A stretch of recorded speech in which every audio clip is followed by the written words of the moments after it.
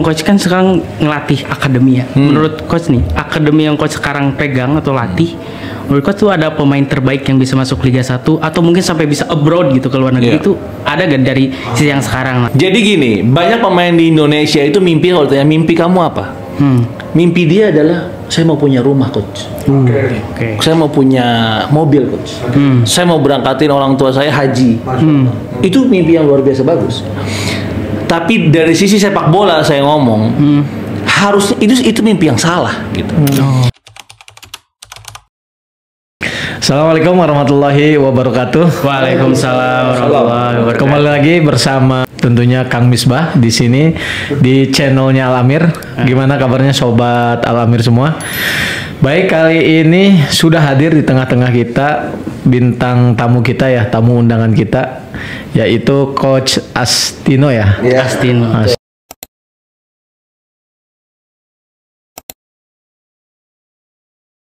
Halo, gimana sehat Coach? Alhamdulillah. Alhamdulillah. Ini dari mana nih Coach? Rumah Bekasi. Rumah Bekasi. Tapi berkegiatan di Jakarta. Oh di Jakarta, Masya Jadi Allah. kita panggil dari Pak Ahmad langsung kita berangkat. Masya Allah. Ke sini kendaraannya naik apa? Tadi naik kereta. Naik kereta, Masya Allah. Dijemput. Dijemput ya. Insya Allah. Alhamdulillah, Insya Allah Coach di sini akan berbincang dengan kita tentunya tentang persepak bolaan. Wah, iya nih. Siapa nih yang nggak suka sepak bola? Oke, kemudian tidak lupa bersama kita yang selalu hadir yaitu katanya sih apa namanya co-host Pak Ahmad, gimana sehat Pak? Sehat, alhamdulillah. Alhamdulillah sehat Pak. Jumpa lagi nih, apalagi ngomongin bola nih kayaknya seru nih Pak. Ada pencinta sepak bola. Iya, nih bintang tamu kita nih, kita datangin khusus nih, Kang Farid. Gimana sehat Kang Farid? Sehat, alhamdulillah. Masya Allah. Farid ini penggemar bola ya? Ya, penggemar berat Manchester United. Mumpung ada coach, jadi kan ada bahasan. Oke. Ada Gitu banyak ya. pertanyaan pasti. Dia pengen tahu ya posisinya dari coach tentang Manchester nih gimana? Iya. Opininya gimana? Iya, bener. Oke. Baik, Coach sebelum jauh ya, bisa mungkin kita ngobrol dulu nih, Coach kegiatannya sehari-hari atau misalkan melatih tim atau di mana kegiatannya gitu ya, Coach? Ya. Bismillah. Pada dasarnya sebenarnya saya banyak berkutat di kepelatihan sepak bola development football. Yaitu ada di umur 16 sampai 18 tahun dalam 3-4 tahun terakhir. Tapi lama sebelumnya kita main di level grassroots yang ada di umur 8, 10 tahun. Kita berkutat di situ. Dulu juga saya punya background pemain sebagai pemain bola. Ya memang nggak jauh-jauh banyak dari teman-teman yang dulunya pemain, bahkan di level dunia pun ya akhirnya terjun ke dunia melatih. Walaupun itu dunia yang sangat berbeda. Ya tapi pemain sepak bola yang pernah main itu diuntungkan dari beberapa pihak, dari beberapa sisi lah. Ketika dia masuk ke dunia pelatihan. Jadi ya kegiatan hari-hari ini ngelatih di Asiana Soccer School di Senayan, Jakarta. Terus kita kerjasama juga kemarin sama beberapa klub Liga 1, sempat sama Dewa United, sama Persik Kediri yang saya pegang juga sebagai pelatih. Itu berkompetisi di kompetisi paling tinggi di nasional Indonesia. Itu namanya Elite Pro Academy. Jadi klub-klub kayak Persija, Persik Kediri itu punya kompetisi di level bawahnya. Yaitu dimainkan oleh PSSI, digelar untuk menopang perkembangan sepak bola Indonesia, karena yang akan main nantinya mereka dan yang paling penting dari sisi development football adalah anak-anak ini bertanding. Berarti sebelum untuk ke Liga 1-nya udah ada di bawahnya. Betul. Jadi sama patch-nya semuanya tuh kita diperlakukan kayak pertandingan Liga 1, tapi di kelompok umur ada U16, U18 sama U20 gitu. Berarti secara struktural udah oke ya? Ya membaik, sangat membaik ya. Beberapa tahun terakhir sangat membaik. Berarti Coach kalau umur 16, 17 gitu tuh semua liganya tuh umurnya memang segitu di satu liga? Iya, jadi kayak kita kemarin kita ikut di U18. Jadi ada beberapa pemain binaan kita juga kemarin main di Piala Asia yang lolos ke Piala Dunia, timnas U17 yang asuhannya Coach Novarianto tuh Itu beberapa dari pemain dari kita.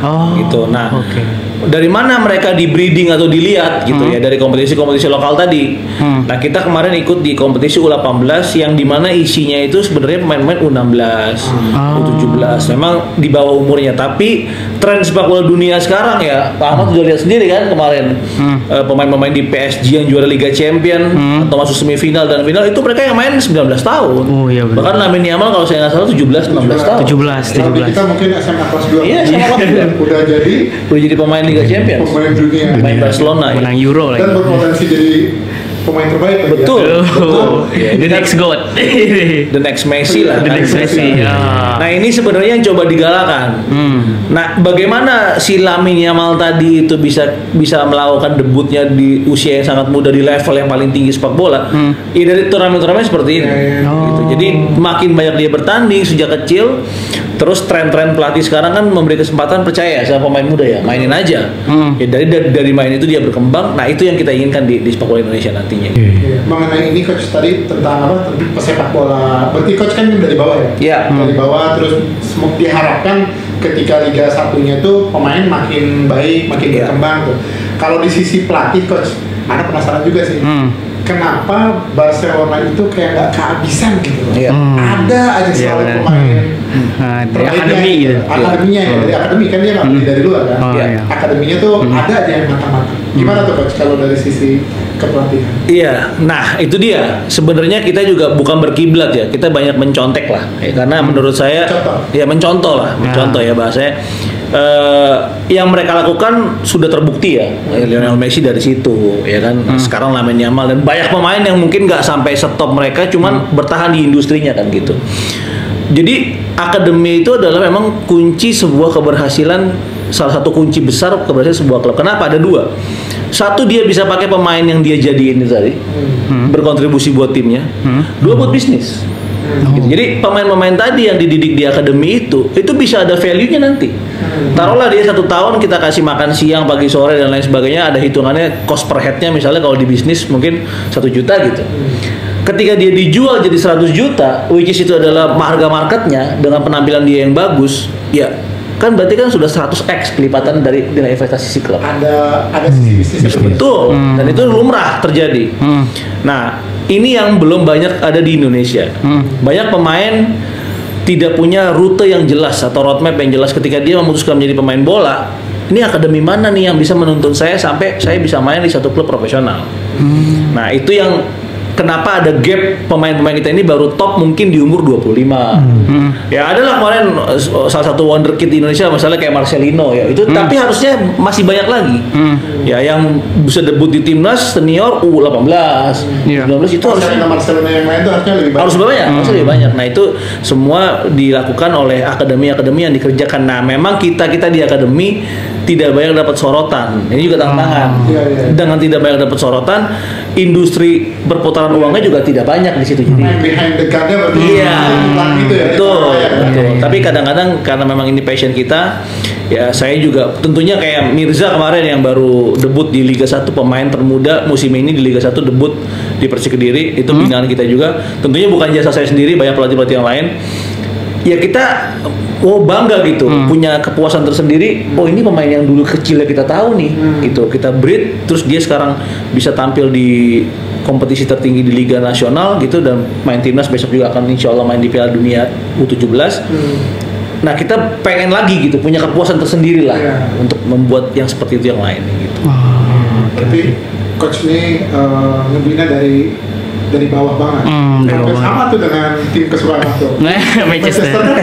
Masa-masa ketika akademinya pada matang ya. Beckham, Sos, terus siapa? Eric Cantona. Ya, Wayne Rooney bukan. Iya. Iya. Kalau Rooney sekarang. Kalau dulunya kan ada Phil Neville, Gary Neville. Iya, betul. Itu class of 92. Iya. Class of 92. Oleh Gunnar apalagi gitu. Oleh Gunnar Solskjaer. Nah, itu dia. Itu salah satu yang produk berhasil ya. Ya kadang kayak di Barcelona ini angkatannya Messi ada Fabregas, ada yang mental ke sana kemari kan. Nah, ada yang kayak Lamine Yamal sekarang mental ke sana kemari. Dulu ada pemain binaan mereka Gerard Pique malah jadinya di MU. Jadi memang banyak ininya apa namanya intrik dan dramanya juga banyak gitu. Kadang ada satu pelatih melihat kayak saya nih, saya juga melakukan beberapa kesalahan dalam mendevelop pemain. Pernah saya lihat, wah ini pemain nggak potensial nih, kita coret lah 5 tahun lalu. Ternyata 5 tahun setelah itu kita sama-sama ketemu di level yang sama gitu. Dia juga masuk timnas, tapi bukan lewat jalur saya, lewat jalur yang lain. Jadi memang penilaian pelatih kadang kan agak subjektif ya. Gitu. Selera pelatih dia sukanya bertahan, ya dia akan condong sama pemain yang lebih bertahan gitu. Sama sebaliknya gitu. Karena kan mencocoki formasi pertandingan permainan filosofi. Ya kayak contohnya menyerang atau bertahan gitu. Betul. Makanya contohnya kayak MU tadi, ya investasi dia terhadap class of 90 itu kayak Beckham dan kawan-kawannya ya jelas berhasil. Dan nggak tergantikan lagi sampai sekarang. Iya, sampai sekarang belum tergantikan. Berarti ada yang salah lagi sejak itu tuh. Nggak ada lagi. Nggak lagi gantinya nggak ada. Dia beli lagi pemain baru dan nggak sebagus yang ada di akademi sih. Iya. Tentang MU ya. Benar. Barcelona pun sama. Ya kan, Barcelona pun sama. Bagusnya yang akademi. Dan yang sekarang yang kemarin tuh Inter itu juga nggak diganti-ganti kan, ya kan? Jadi kalau pemain yang nggak diganti-ganti berkemungkinan chemistry-nya dapat. Si teman mungkin mau lari ke kiri dia udah tahu, ya kan? Cara ngopernya, cara passing, cara shoot, gaya permainannya udah paham. Gitu. Memang yang saya pernah bilang di channel saya sendiri juga, yang paling mahal dari pelatih sepak bola itu adalah waktu. Ya, kayak MU gitu ya, kita contoh kasus MU yang lagi di bawah lah gitu ya kan, dan ada MU lagi ya biar sadar deh. Bagus kan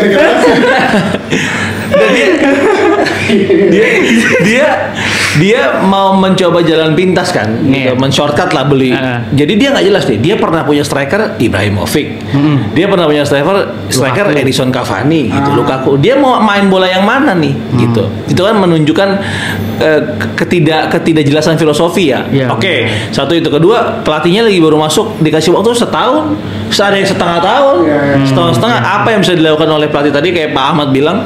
Chemistry yang ya itu terjadi memang. Tapi memang currency-nya di dunia sepak bola profesional memang kemenangan. Ketika nggak menang memang tanya besar, dan itu bisa di terminate saat itu juga gitu. Tapi kalau kayak saya kasih contoh misalnya di Liga Inggris ada klub namanya Brighton, kalau tahu. Brighton itu tidak peduli dengan peringkat 1-2-nya, enggak. Dia bertahan di papan tengah, dia memunculkan beberapa pemain bagus. Pemain bagusnya terlihat sama klub kayak Liverpool, MU dan lain sebagainya, dibeli. Klub itu dapat bisnisnya. Jadi kepentingan dia bertahan di Premier League bukan untuk memenangkan Premier League, karena dia tahu itu bonus lah. Kayak dulu Leicester City pernah juara.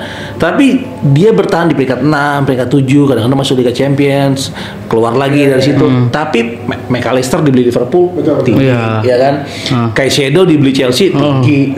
Jadi pemainnya yang apakah pemain itu moncer di klubnya? Enggak juga, belum tentu. Kayak Dortmund kali ya. Ya, bisa dibilang ya. Kayak Dortmund. Wah, kan? Bagus semua. Naik dulu tadi ya. Iya, dulu. Nah, itu menarik tuh. Jadi itu Dortmund dan Munchen itu ini saya pernah dapat kisahnya juga. Memang salah satu kebijakan transfernya Munchen itu adalah membeli pemain-pemain dari rivalnya, berapapun harganya. Dia punya dua. Dia punya dua tujuan. Satu, dia memperkuat timnya dan memperlemah rivalnya.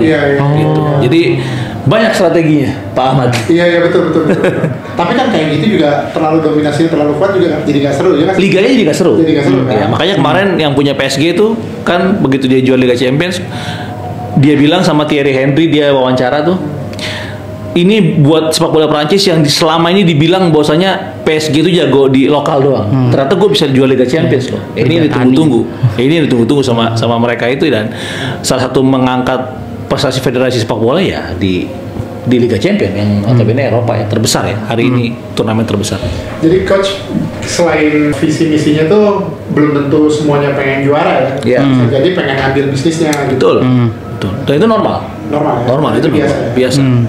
Membentuk suatu brand. Yang ngomong-ngomong coach, kan sekarang ngelatih akademi ya. Menurut coach nih, akademi yang coach sekarang pegang atau latih, menurut coach tuh ada pemain terbaik yang bisa masuk Liga 1 atau mungkin sampai bisa abroad gitu ke luar negeri, itu ada gak dari sisi yang sekarang? Tanya bagus nih. Tanya bagus ya. Jadi gini, banyak pemain di Indonesia itu mimpi, kalau tanya mimpi kamu apa? Mimpi dia adalah saya mau punya rumah, coach. Saya mau punya mobil, coach. Saya mau berangkatin orang tua saya haji. Itu mimpi yang luar biasa bagus. Tapi dari sisi sepak bola saya ngomong, harusnya itu mimpi yang salah gitu. Saya nggak bilang salah secara gamblang salah ya, ini subjektif, tapi itu mindset yang tidak dimiliki oleh pemain-pemain di Eropa. Lamine Yamal CS ya. Mimpi dia, Lamine Yamal ditanya, kamu mimpinya apa? Saya mau main di final Liga Champions. Oke. Ya sama kayak saya mau juara bersama Barcelona di Liga Champions. Itu mimpi saya. Adapun naikin haji orang tuanya itu mulia sekali ya. Naikin beli sesuatu untuk orang tuanya dan mengangkat kehidupan keluarganya, karena banyak dari sepak bola ini datang dari keluarga yang miskin kan, menengah ke bawah. Itu akan mengikuti. Gitu. Jadi kalau kita tanya, kamu mimpinya itu oke. Kalau udah dapet, jadi kamu nggak mau chase mimpi kamu lagi dong. Dan rata-rata karena industri sepak bola juga lumayan bagus di Indonesia, di umur-umur 23-24 tahun mereka sudah mencapai itu. Sudah bisa naikin orang tuanya haji umroh, sudah bisa beli mobil, sudah bisa beli rumah. Nah disitulah banyak kesenjangan. Setelah itu mereka tidak punya goal yang ultimate lagi, akhirnya performanya menurun. Karena udah merasa puas mungkin ya. Biasanya udah selesai kan gitu. Tujuannya udah tercapai. Tapi kalau tujuan dia juara Liga Champions Asia, main sama Al Hilal misalnya. Ya pertama dia harus menggapai mimpinya main di tim nasional. Kenapa? Karena main di tim nasional itu dilihat sama tim dari luar. Tim dari luar misalnya dibeli sama Al Hilal main di Liga Champions Asia, juara Liga Champions Asia. Nah, kalau mentok-mentoknya cuma main di abroad di luar negeri, ya bagus perkara di luar negeri. Kalau ini fakta yang menarik, karena saya juga banyak belajar ke Jepang, saya berangkat ke sana ke akademinya Cerezo Osaka. Itu Cerezo Osaka Academy dengan Cerezo Osaka senior timnya berbisnis. Jadi siapa pemain akademi yang jadi dibeli sama sama klub seniornya. Dan klub seniornya ini beli, bukan dia nikmati sendiri. Dia lagi mempromotkan untuk dia dibeli sama Stuttgart, sama Mönchengladbach. Kayak sekarang ada pemain di Brighton tuh pemain Jepang, Mitoma. Ya sekarang harganya udah meningkat. 40-50. Iya, dan tahu nggak akademi dia yang waktu itu dapat percentage setiap kali dia ditransfer. Ada 5-10% dia dapat. Akadnya begitu ya. Akadnya begitu. Perjanjiannya kayak gitu. Makanya dia tidak menahan pemainnya. Jadi silakan pergi abroad, dan pemainnya juga pada saat Jepang itu mau, anak-anak Jepang ini mau jadi pemain bola, saya mau main di Eropa. Mimpinya itu. Mimpinya tinggi. Nah, itu yang kurang lebih di kita masih mispersepsi ya menurut saya, untuk mimpi-mimpi yang bagus, tapi kalau bisa kita rubah supaya mengangkat juga industri sepak bola Indonesia. Karena kalau pemain Indonesia sekarang, kita udah lihat lah di timnas kan, banyak pemain diaspora ya. Bagaimana timnas Indonesia sekarang terangkat secara popularitas sangat tinggi, begitupun mereka juga. Bahkan nilainya lebih tinggi dibandingkan negara ASEAN yang lain. Iya. Lebih tinggi dia. Ya, itu kenapa industri sepak bola jadi berjalan. Makanya liganya bagus, pemainnya main di luar, anak-anak yang punya mimpi. Ya kita kan sekarang mimpi, masa kita mau lihat Rizky Ridho main di Liverpool, kayaknya nggak mungkin banget kan. Padahal secara jalan memungkinkan. Tapi karena kita mengkecilkan mimpi kita itu, ya akhirnya ada di situ. Harusnya naikin aja, kita naikin standar kita gitu sih. Ya itu mindset yang di akademi yang coba saya rubah. Sisanya tentunya teknik dasar dan passing, control, dribbling, shooting itu harus dimatengin, karena sistem yang dimainkan setiap pelatih manapun membutuhkan kekuatan di teknik dasar tadi, nggak keluar dari situ. Berarti nggak cuma ngelatih passing itu, berarti merubah mindsetnya juga. Mindset. Ya, termasuk bagaimana dia membranding dirinya. Contoh ya, ini fakta nih, saya bilang fakta, ada beberapa pemain nggak care dan aware sama kebersihan tubuhnya, atau ya misalnya wewangian di tubuhnya itu tuh memang ada terjadi gitu. Jadi orang nggak nyaman kok pemain bola. Ini coba kalau pernah ketemu pemain bola yang udah top level, lihat lewat ya di sebelah mereka, itu wangi banget mereka. Itu kita udah sama-sama tahu tuh. Tapi itu harus dibangun dari kecil. Gitu. Kamarnya jangan berantakan. Habitnya kamarnya jangan berantakan. Karena bohong besar kalau dia makan asal, tidur ngasal di tempat yang jorok, terus di lapangan dia main bagus tuh. Nah, itu coach jadi pertanyaan juga. Gimana caranya? Kan kalau kita lihat CR7 coach, mulai dari tidur, mulai dari makan, mulai dari latihan, itu kan terprogram banget. Kan itu nggak mudah untuk anak-anak seusia dia waktu itulah gitu. Enggak, seusia yang antum sekarang latih ya? Latih, ya kan umur 16, umur 15, itu kan lagi pengen bebas, pengen gimana tuh coach supaya bisa terprogram sedemikian rupa. Ini menarik juga karena memang ngelatih development ini beda ya. Mereka lagi akhir balik, ya mereka banyak tantangan lah masa pubertas dalam diri. Jadi Ronaldo sendiri bahkan pernah bilang dia itu lu jangan jadi kayak gue deh gitu. Lu jadi 10% kayak gue aja. Ya kan gitu. Nanti lu akan dapatkan manfaatnya. Nah makanya itu yang kita coba influence ke anak-anak. Gini deh, sekarang kamu berapa lama sih main bola gitu? 16 sampai berapa? 30 tahun? Ya, berapa lama masa keemasan itu? Belum dipotong-potong cedera dan lain sebagainya. Jadi kalau saat ini dia tidak totalitas di bola, ya selesainya gampang, cepat. Ya dengan itu konsekuensinya, ya dia nggak bisa dong kayak anak-anak umur 16-17 tahun yang lain. Masa-masa bermainnya hilang dong, jelas. Itu kan yang dia trade ketika dia mau berprestasi di bola, harus ada yang ditukar. Dan gitu, nggak bisa kamu ikut main nongkrong di luaran sama anak SMA yang lain. Ya kamu harus di lapangan berlatih, istirahat yang benar, makan. Harus disiplin. Jadi makanya kadang-kadang kita tadi balik lagi ke mimpi yang kecil. Jadi ketika nge-reach-nya sudah bisa, dengan begini aja saya udah bisa nih. Kenapa? Lihat seniornya umur 25 tahun sudah hidup settle gitu. Udah saya mau di situ aja gitu. Jadi tidak memberikan example yang cukup untuk membuat mereka itu aware. Dan lagi-lagi ini kita tidak bisa salahkan ya. Lagi-lagi balik ke mental pribadinya masing-masing ya. Saya mengakui yang saya latih kan sekarang generasi Z ya berarti ya. Generasi Alpha juga ya. Gen Alpha. Memang daya juang mereka terhadap apa yang mereka inginkan kurang gitu. Nah, itu memang harus dipancing, ditarik ulur, dimotivasi. Cuma nggak bisa dibilangin yang kayak kamu harus begini, itu mereka udah nggak kena tuh. Karena mungkin beda zaman ya. Beda zamannya. Jadi kita sebagai pelatih juga menyesuaikan apa ya. Itu kadang-kadang saya juga bukannya saya kebanyakan duit ya. Kadang-kadang saya mengeluarkan duit pribadi saya untuk kalau menang bonusnya saya kasih segini. Mereka bisa jajan ya. Biar termotivasi. Jadi kita juga pelatih ngeraba-raba bagaimana memotivasi mereka. Tapi pada intinya beberapa dari mereka itu under motivasi karena mereka merasa udah masuk timnas, gitu sudah masuk. Yang pertama motivasi. Yang kedua konsisten. Iya, konsisten betul. Yang paling susah juga itu adalah konsisten ya. Konsisten disiplin ya itu masalah kita. Gitu banyak. Tadi saya bilang kalau mungkin teman-teman bisa nonton di YouTube, lihat aja deh kehidupan live at the academy di Jepang gitu. Itu kamarnya rapi. Makan jam 7, jam 8, susu jam segini, jam 12 ini. Itu tertib sekali. Sangat. Nah, untuk menjalani ketertiban itu kan nggak mudah ya. Konsistensi itu tidak mudah. Nah ini PR kita bersama ya, termasuk di sekolah juga, karena itu juga mempengaruhi. Banyak anak-anak ini meninggalkan sekolahnya ketika dia sudah memutuskan main bola. Dia meninggalkan, udah saya nggak usah menempuh jalur akademis. Nah ini juga salah. Sayang banget. Akhirnya pengetahuan dia terhadap dunia luar nggak tahu, dia tahu ya bola.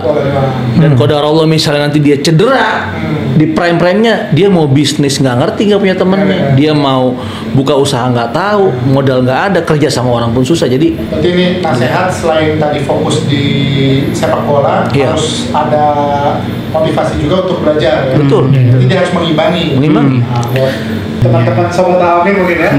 Untuk apa? Untuk yang senang bola mungkin. Jadi silahkan bermain bola, namun pendidikan akademik tetap dilanjutkan. Sehingga punya pegangan lah. Ya, jika cedera. Tapi ini coach ngomong-ngomong tentang cedera nih. Ada pertanyaan menarik nih. Kenapa balik lagi ke Ronaldo dan Messi? Kenapa dua pemain ini nih jarang banget cederanya? Ya kan sih? Jadi pernah Ronaldo ACL kalau nggak salah ya? Iya, Ronaldo Messi. Nggak lama. Tapi langsung perform lagi. Biasanya yang ACL tuh langsung ya kan? Sekarang 1 tahun. Dan kita nggak tahu nih tahun berikutnya apakah performanya sama dengan tahun-tahun sebelumnya, ataukah ada penurunan.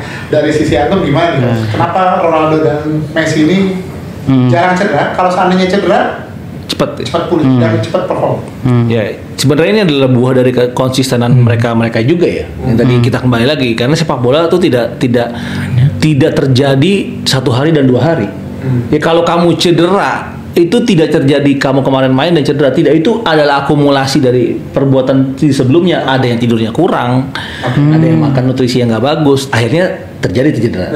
Nah ini cedera sendiri kan menjadi momok bagi pemain muda yang saya pegang juga gitu. Tapi kalau cerita Messi dan Ronaldo, saya nggak terlalu tahu Messi, tapi yang saya tahu Ronaldo karena dia membuka jalur branding personalnya kita lihat ya dia lagi strength training, dia bahkan satu part badinya itu ada satu orang yang memang take in charge kan gitu, kaki kanannya ada orang ini, kaki kiri ada orang itu, dia investasi besar di situ.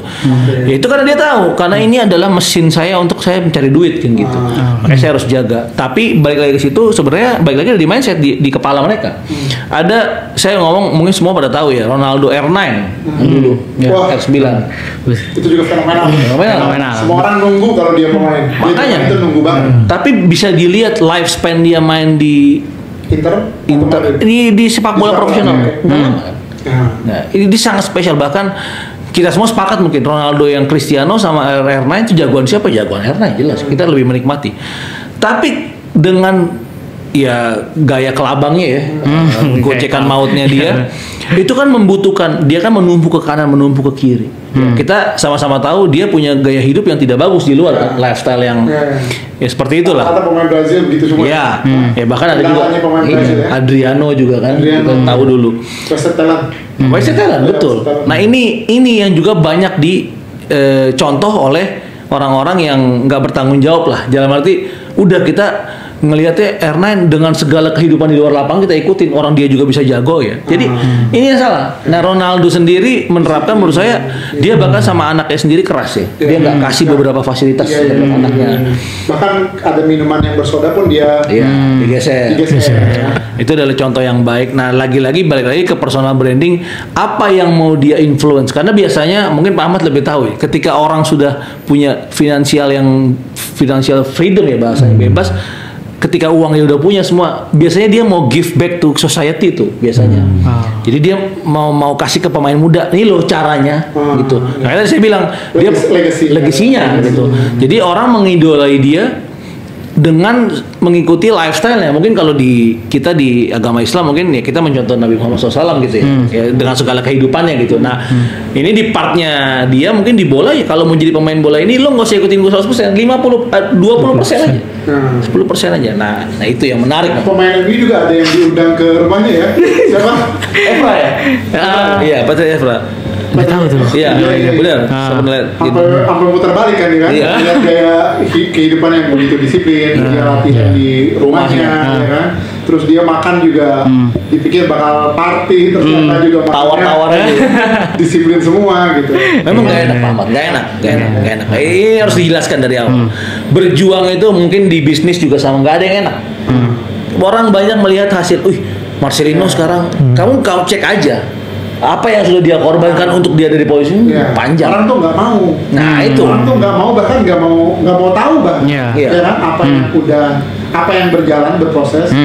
Hasil kan cuman apa ya? Di akhir ya. Di akhir. Sedangkan proses itu yang utama kan prosesnya gitu. Hasil akan mengikuti. Kalau memang proses yang dijalaninya itu memang tepat gitu, insya Allah ya. Ya betul. Jadi ternyata sepak bola itu bukan hanya sekitar kita yang tahu itu tendangan atau gocekan. Ternyata memang berlatih kedisiplinan ya, kemudian tentang tadi konsisten. Ternyata sedalam itu coach ya. Betul, betul sangat. Itu memang saya sebagai pelatih justru saya tulis di salah satu topik kelas yang saya isi, sepak bola itu bukan segalanya. Ya, ini alat aja gitu. Ya untuk kamu mencapai mimpimu. Banyak pemain. Jadi kalau saya sekarang melatih 20 pemain, itu saya bisa jamin, ya bukan saya mendahului kehendak Allah ya, tapi enggak 20-20-nya akan jadi top, enggak. Pasti mungkin 10%, 20% paling banyak. Tapi sisanya kalau dia bawa kedisiplinan, dia bawa konsistensi, dia bawa integritas yang baik, dia kerja di tempatnya Pak Ahmad misalnya, pasti dia lebih dihargai, percaya kamu. Di kuliahan misalnya dia mau kuliah gratis, itu banyak sekolah-sekolah yang kalau kamu bisa main bola punya keahlian kita kasih beasiswa gratis. Karena dia membawa nilai-nilai sepak bola tadi ke kehidupan sehari-hari yang itu akan kepake. Jalur prestasi lah ya. Jalur prestasi gitu. Orang akan lebih dihargai lah gitu. Jadi biasanya itu yang saya bicarakan kepada anak-anak. Kamu main bola yang bener aja. Jadi nggak jadi itu urusan belakangan.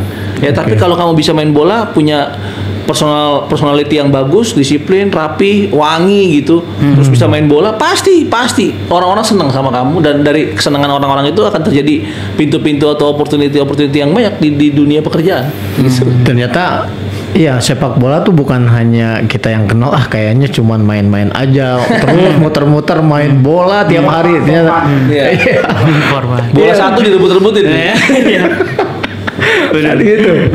Oke, berarti kan sisi psikologisnya sendiri itu coach itu sangat berpengaruh ya. Sangat. Kita untuk di dalam latihan bola itu, Iya. coach. Iya sangat.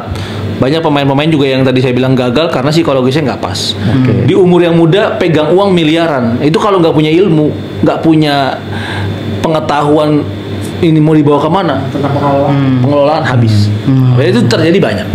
Ya banyak pemain, ya mungkin bisa lihat di berita ya, pemain-pemain bola dulu ada yang narik ojek. Saya bukan mengecilkan profesi orang-orang narik ojek, itu profesi yang mulia gitu. Tapi di uang yang pernah dia punya itu hilang ketika dia tidak punya self management yang bagus. Ya, betul. Gitu. Ya itu balik lagi ke mental.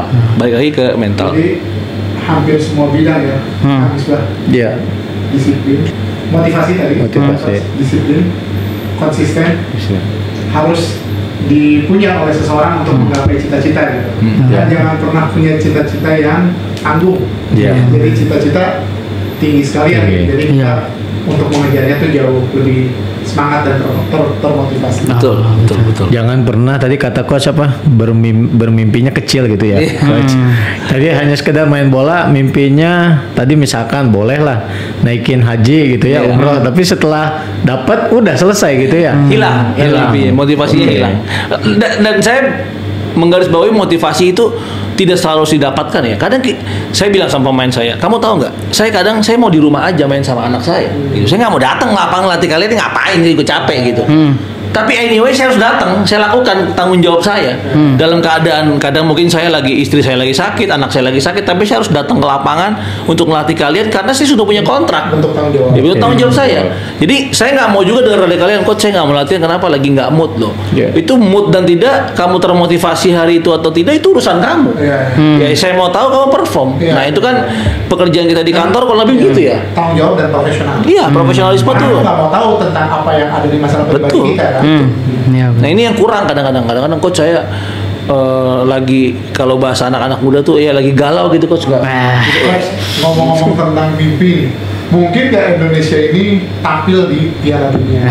Bener. Hah? Ya Dengan kan? skuad yang sekarang Dengan kayak skuad yang sekarang. biasa bang full Sisa satu Belanda. pertandingan lagi kan? Iya dua pertandingan. Dua ya? Dua. Cina lawan Cina ya, lawan Cina dulu sama lawan Jepang. Cina home, Jepang away. Oh, oke. Iya kalau ini timnas kita bahas ada 2 jam lagi nih bahas timnas. Oh iya. Sekilas kira-kira peluangnya berapa persen? Iya. Kalau secara pragmatis ya, kita besok menang lawan Cina itu, ya kita udah ada satu langkah lumayan panjang ya. Karena Jepang sendiri kan udah menentukan, udah selesai ya, udah lolos. Iya, Dan saya udah lihat berita Jepang. Dia manggil pemain-pemain debutan semua. Jadi pemain top levelnya Endo CS itu nggak turun besok. Itu kita bisa ngambil seri deh. Kalau kita dapat 4 poin, jelas mimpi kita terbuka lebar ya, di Piala Dunia.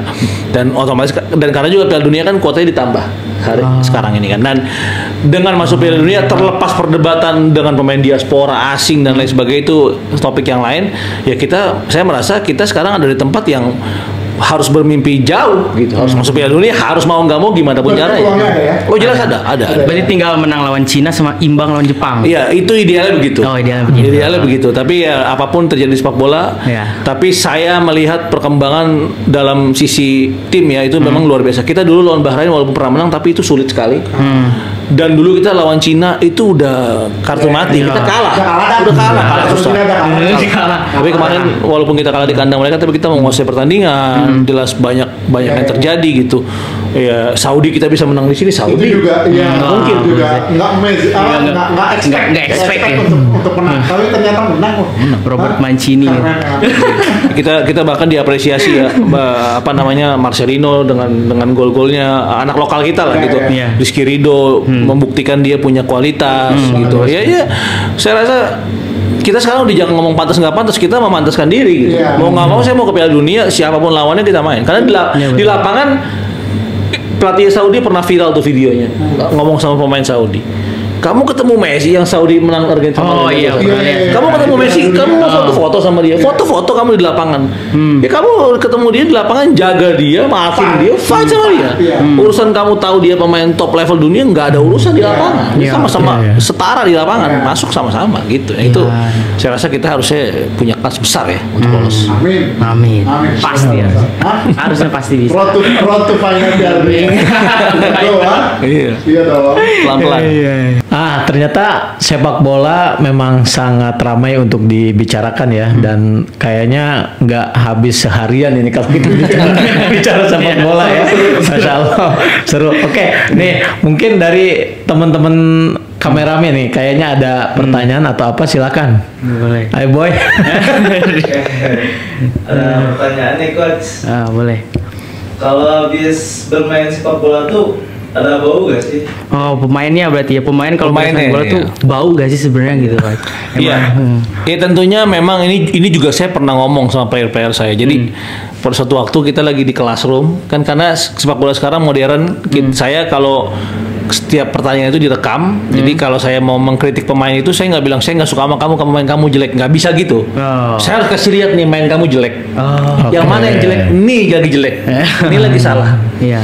Itu sering kita jadi di classroom. Nah, saya duduk di kantor saya yang ada classroom kecil gitu. Ketika pemain-pemain ini masuk, itu baunya berubah langsung. Itu saya tegur langsung mereka. Ya, dan saya dengar sendiri dari staf-staf di tim nasional, bahkan kerapihan dan kewangian itu adalah salah satu aspek jadi penilaian pelatih. Iya. Karena membuat nyaman orang di sebelahnya. Dan ini kadang dicuekin. Banyak pemain itu yang hidupnya di mes, jorok. Ya, jorok itu gimana dalam arti? Ya dia habis latihan gak ganti baju terus jalan gitu. Nah ini makanya kita juga bagian dari pendidikan kita juga, edukasi ke mereka dengan kedisiplinan tadi kan, mereka ya untuk memakai wangi-wangian. Selain yang di sebelahnya nyaman, itu membuktikan bahwasanya dalam mengejar profesi sebagai pesepak bola, ya kita juga jadi orang yang enak diajak ngobrol lah gitu kan. Nyaman lah kalau orang di sebelah kita. Jangan masuk ke ruangan tuh, anak bola dari bawah matahari nih masuk jadi ngeganggu satu ruangan kan. Berarti sebenarnya para pemain bola itu wangi-wangi atau memang gimana? Kalau yang udah senior itu wangi-wangi karena mereka udah punya uang, udah punya ini, mereka bisa beli parfum. Jadi tidak sebau yang kita pikirkan ya mereka. Yang muda-muda ini. Ya misalkan kita ngelihat Ronaldo bermain gitu, ini bau apa enggak ya? Banyak keringetan gitu ya.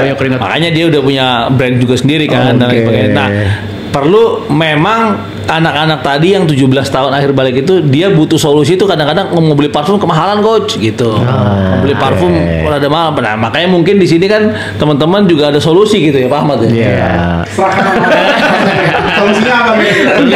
Solusinya apapun baunya tetap pakai Al-Amir. Insyaallah. Nah, sekilas nih ke Pak Ahmad nih. Pak, ini Al-Amir ini yang cocok buat anak muda atau kaitannya sama olahraga mitra sport nih Pak. Wanginya kira-kira yang mana tuh Pak? Bakarat sih asik ya. Iya, kita langsung sama dia. Dan pecinta Bakarat nih. Nah, kalau ada pribadi sih emang cocok banget ya Bakarat buat, apalagi saya anak muda kan, disebutnya Gen Z. Emang cocok banget yang wangi-wangi manis. Bakarat yang mana, Kang? Bakarat yang mana? Ada nggak di sini? Ada dong di sini nih. Oh, yang gitu. Nih, Bakarat nih. Bakarat ini emang wanginya manis, fresh, jadi cocok banget buat dipakai daily sehari-hari atau pakai beres main bola juga aman tuh. Kalau saya mau nanya boleh nggak? Boleh. Ketahanan gimana? Kalau ketahanan kita punya garansi ya Pak ya? Punya garansi. Wangi seharian, uang kembali. Masya Allah. Jadi kalau emang ini nggak kebukti seharian, kita balikin Bang. Udah BPOM juga ya? Udah BPOM dong pasti. Masya Allah. Udah BPOM. Dan harganya juga terjangkau buat anak muda. Betul, itu tuh yang penting tuh. Harganya dimulai dari 40 ribuan aja nih. Waduh, Masya Allah. 35 mili lagi. Saya coba lihat. Nih, kalau Pak Ahmad buat produk, saya percaya. Ini saya tahu deh. Jadi kayaknya bisa jadi 45.000 nih. 40.000. Berapa mili? 35 mili. Ini luar biasa, bisa jadi solusi lah. Jadi solusi insya Allah nih buat teman-teman nih. bisa kali buat akademi. Bisa dong, harus. Dan bahkan bisa karena saya pelatih kepala ya. Kadang-kadang memang kita wajibkan untuk pemain itu harus pakai sepatu, kaos kaki, celana panjang kalau di luar. Jadi nggak ada tuh. Kalau kita biasa kan sering traveling kan kemana-mana kan, main away. Itu kita sering makan di hotel, dari kamar ke hotel. Itu waktu awal-awal mereka ada yang pakai singlet, pakai sandal hotel. Itu kita edukasi. Ke ruang makan pertama harus pakai sepatu, kaos kaki yang sopan, baju tim sama wangi-wangian. Itu kita wajibkan gitu. Karena memang iya, dan kan ada tamu lain. Gitu. Justru kalau kita segerombolan datang anak-anak bola gitu, wangi semua kan, orang-orang, wih ini ya nyenangkan orang-orang di sebelahnya gitu sih kalau lebih. Nah itu Sobat Al-Amir, gimana tadi Boy bertanya? Ternyata pemain bola itu tidak sebau yang kita pikirkan, justru wangi-wangi. Nah di sini juga Al-Amir menyediakan parfum untuk para pecinta bola nih. Tadi disebutkan sama pecinta bolanya langsung.